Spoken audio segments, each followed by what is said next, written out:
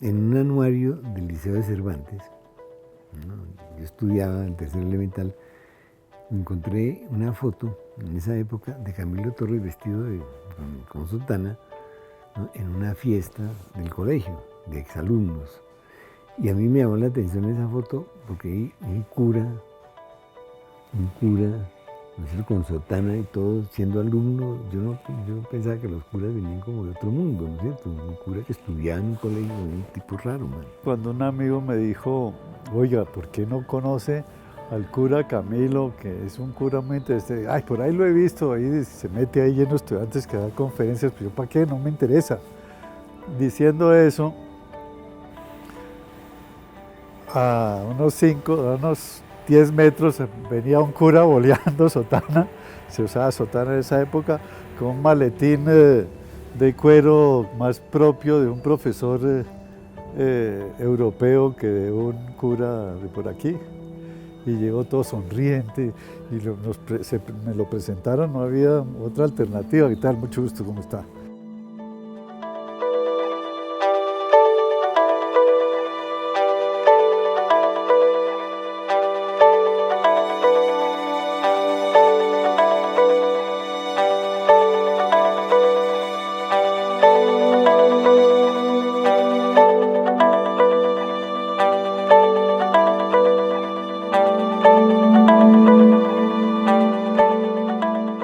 Hace 50 años, en un combate con el ejército, murió Camilo Torres Restrepo. A sus 37 años, de sacerdote, capellán en la Universidad Nacional, fundador de la Facultad de Sociología o promotor del Frente Unido, pasó a ser guerrillero del ELN. Una transición que hizo historia. Un hombre que marcó a una generación que lo acompañó o fue su alumna. Él estaba haciendo una investigación en ese momento sobre los desplazados de la violencia.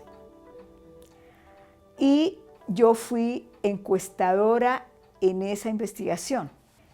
Y era muy interesante porque estaba a cargo de estudiar unas familias desplazadas de la violencia que vivían en los camerinos del estadio de fútbol de la Universidad Nacional. Esa fue parte de la información que Camilo utilizó para una presentación que hizo sobre la violencia en Colombia en el primer Congreso de Sociología en la Universidad Nacional, que fue en 1964. La metodología nos permitía ponernos unos anteojos para mirar la realidad y a través de esos anteojos nosotros íbamos a ver la realidad de una manera que nos permitía realmente entender qué era lo que pasaba. Y a nosotros nos dio lo que se llamó sociología urbana, porque Camilo había trabajado con los curas obreros en Bélgica y entonces conocía un poco el tema, ya había estudiado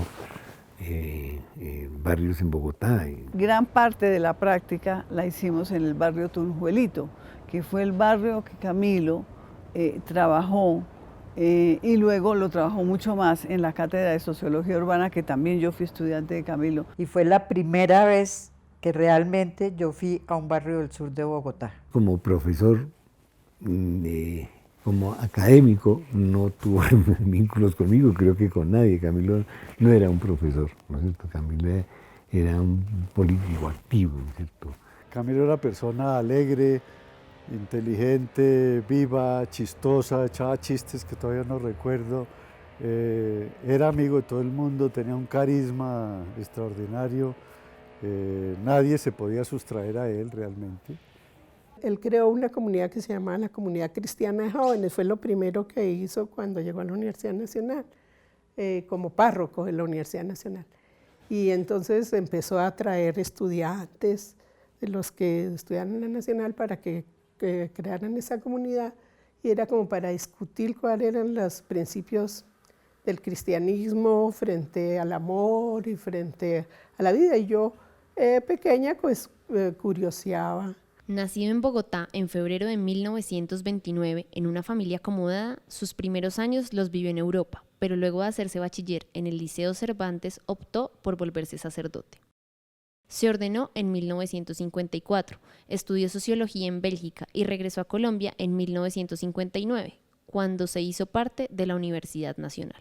Pues se levantaba a las, no sé, 4 o 5 de la mañana, 5 tal vez, recorría la ciudad para ir a oficiar misa en el sur o en el norte, iba a confesar gente, bautizaba a niños que le ponían ahí, iba a confesar a amigos, amigas, iba a la universidad a dar clase, después iba a la capellanía, a los mismos oficios, se encontraba con curas, con intelectuales, con maestros, terminaba tardísimo por la noche, por ahí a la 1 de la mañana, 2 de la mañana, se iba a dormir y se volvía a levantar. Por eso algunas veces se dormían las reuniones, reuniones así de gente, entonces pronto cabeceaba. Una vez estábamos en una reunión de sociólogos de un congreso latinoamericano que hubo, y él llegó, eran las 9, 10 de la noche, él llegó con su pipa y se quedó dormido y de pronto empezó a roncar. Y Luis Ratinoff, un sociólogo chileno, dijo: cállense, cállense, es la voz de Dios. Hacia 1961, sus ideas y proyectos sociales incomodaron a la Iglesia Católica. Entonces, el cardenal Luis Concha Córdoba le forzó a que dejara la capellanía y otras labores en la universidad. Tiempo después, las presiones lo llevaron a dejar el sacerdocio. Entonces creó el movimiento político Frente Unido, con un semanario para divulgarlo. Tenía carisma, como se llama en sociología, y ese carisma lo que hizo fue aglutinar los movimientos que se estaban presentando no solo en la nacional, sino en el resto de universidades del país, tanto públicas como privadas. Camilo, desde que inició el movimiento, empezó a decir: es necesario hacer una publicación, es necesario hacer una publicación. Y evidentemente pues todo el mundo estuvo de acuerdo. Entonces digamos que el editorial lo escribía Camilo, y los otros artículos, gente del partido, gente gente que participaba en el movimiento Frente Unido. En el primer periódico, eso, entrábamos a las oficinas del Frente Unido y eso nadie nos ponía atención porque todo el mundo estaba dándole a los artículos del periódico, y salió en agosto, no me acuerdo qué día, pero salió en agosto del 1965. Entonces, pues nos reunimos todos los comandos del Frente Unido, nos repartieron los periódicos, nos distribuimos la zona y nos fuimos nosotros queríamos hacer un grupo de mujeres. En esa época ni siquiera se hablaba de feminismo, pero pensábamos que si éramos puras mujeres era más fácil vender el periódico. Y entonces, como queríamos hacer un grupo de mujeres, Isabelita, la mamá de Camilo, dijo: no, yo voy con ustedes, que dicha puras mujeres, no sé qué.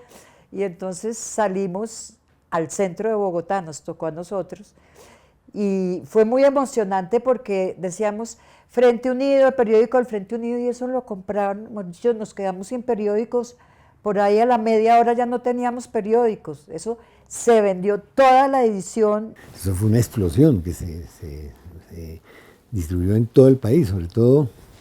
El primer número fue un escándalo, el segundo ya se editaron muchos más y ya tenía, digamos, en diferentes capitales, tenían grupos que trabajaban con el Frente Unido. Ese trabajo consistía básicamente en distribuir y poner el periódico a disposición de la gente. Los que escribían el Frente Unido eran pocos, ¿no? Eran la gente de la FUN, eran amigos de Camilo, era Camilo mismo, ¿no es cierto? Ahí salieron todos sus mensajes a los cristianos, a los comunistas, a los obreros. Pero entonces esos núcleos de venta después se fueron constituyendo en comandos camilistas, que ya tenían una mirada distinta, ¿no? Y esa mirada distinta era el monte. Camilo tenía también un trabajo cerca a Yopal, en el Casanare, un trabajo con colonos y con llaneros, ¿no? Y digamos, ese vínculo con lo rural, yo creo que a Camilo le enseñó mucho, porque ese vínculo con lo rural en Casanare tenía que ver naturalmente con los viejos guerrilleros del llano. Estamos hablando del 63, esos guerrilleros tenían 40 años, ¿cierto? O sea, estaban vivos, yo estaba vivo ahí. Sin su trabajo como profesor, alejado del sacerdocio, con dificultades por su posición en el Frente Unido, envuelto en amenazas, Camilo Torres Restrepo decidió unirse a la guerrilla del ELN. Sin embargo, en su primera experiencia como combatiente, murió para convertirse en un símbolo de Colombia y su trágica historia. Todos los movimientos, todas las manifestaciones fueron reprimidas y la respuesta fue forzar a Camilo a irse para el recién constituido Ejército de Liberación Nacional, que fue un subproducto de los movimientos sindicales, especialmente en la zona petrolera de Barranca y sobre todo de los movimientos estudiantiles. Yo vi a Camilo unos días antes de que ella, tal vez el último día que se fue para el monte. Nosotros realmente, muy poquita gente de la que lo rodeaba sabía que él se iba a ir para la guerrilla, porque era muy clandestino. Él sí estaba muy preocupado por esto, se sentía de que de pronto lo iban a matar, había recibido algunas amenazas y él no le dijo a nadie, le dijo a 2 o 3 personas. Pero él estuvo en mi casa la última noche comiendo con Guilme y se quedó dormido. Tengo una fotografía, yo le tomé una foto dormido, porque una de esas veces que se quedaba dormido, que parece muerto, está dormido, fue la última vez que lo vi. Me dijo que había hablado con el general Rojas y había sentido que el general Rojas lo amenazaba, porque las manifestaciones que él hacía eran muy grandes, arrastraba a mucha gente y dijo, eso padre, eso que usted hace es peligroso, su vida puede correr peligro. Él lo entendió como una amenaza. Y de ahí siguió las conversaciones con gente del ELN y acabó yéndose al monte. La última vez que yo lo vi en la puerta de la Facultad de Sociología. Todos nos saludamos, que iba Camilo, que iba Alfredo, así. Yo la verdad me había emborrachado varias veces con él, tenía una cierta amistad. Me dijo, bueno, ¿cuándo se va a ir? Le dije, no, Camilo, déjeme, no afane, yo llego. Eso era una propuesta ya muy formal de él.